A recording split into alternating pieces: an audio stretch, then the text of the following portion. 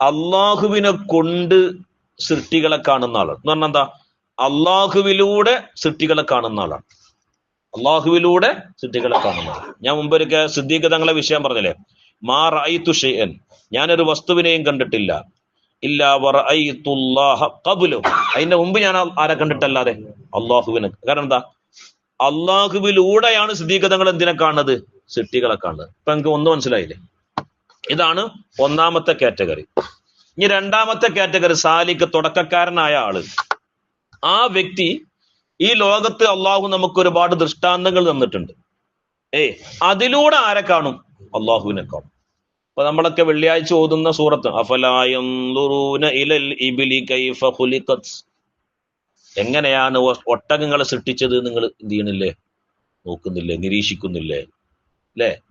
ആകാശങ്ങൾ എങ്ങനെയാണ് ഞാൻ ഉയർത്തിയത്, ഭൂമി എങ്ങനെയാണ് പരത്തിയത്, നിങ്ങൾ ശ്രദ്ധിക്കണില്ലേ?